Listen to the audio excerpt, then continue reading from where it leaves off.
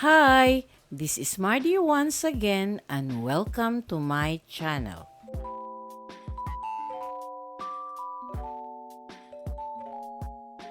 Herman Molina Moreno, also known as Kuya Germs and dubbed as the Master Showman, was a Filipino television host, presenter, actor, comedian, talent manager, producer, writer, and director.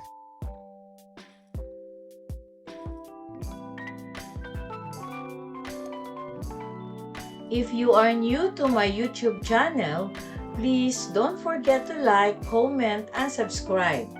At para updated kayo sa mga susunod kong videos, please click the bell notification below.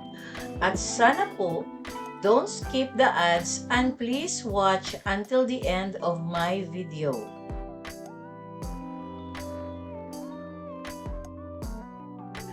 Kuya Germs was born on October 4, 1933 in Santa Mesa, Manila to Jose Moreno y Calvo, a Spanish-Filipino mestizo, and Aurora Molina, a Filipina. He had one sister, Pilar Moreno Knight. His father died after an incident involving an American soldier. Moreno first worked for an aunt's taxi company and also sold bibingka, peanuts, and cigarettes. He also became a jeepney barker.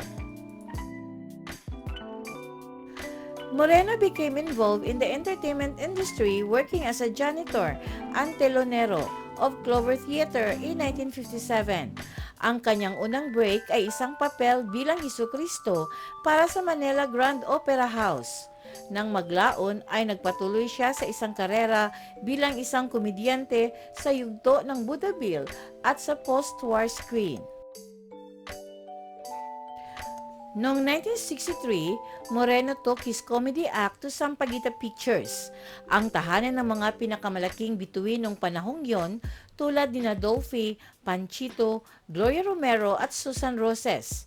Nag-host siya ng premiere night sa live theater, ngunit tinanggihan niya ang pagtatangka ni Nene Vera Perez, nibayaran siya at sa halip ay humingi ng mga papel sa pelikula. Moreno then had roles in the movies Dance-O-Rama, Mga Batang Squatter, Class Reunion at Mga Batang Bakasyonista. Ito ay sa kanyang Sampaguita stint kung saan nakilala niya ang kanyang longtime co-host na si Ike Losada. Ang pinakamalaking break ni Moreno ay dumating sa telebisyon noong huling bahagi ng 1970s nang maging host siya ng Sunday noontime variety show, ang GMA Super Show, unang kilala bilang Germside o Germ Special. Sa kalaunan ay naging host, star builder at producer ng Dutch Entertainment, isang youth-oriented variety show na nagpapaunlad ng pinakamalaking bituin sa Pilipinas. Namigay siya ng mga gift pack mula sa mga sponsor sa bawat bisita ng kanyang mga programa. Siya ang host ng isang late-night show na walang tulugan, with a Master Showman. Siya rin ang naging co-host ng Superstar kasama si Jogra de la Torre. Ang Superstar ay ang Sunday musical variety show ng matalik na kaibigan ni Moreno na si Nora Honor. He founded the Eastwood City Walk of Fame in Quezon City on December 1, 2005. It is patterned after the Hollywood Walk of Fame in Hollywood, California. Since 1996, FAMAS had given out the Youth Achievement Award named after him.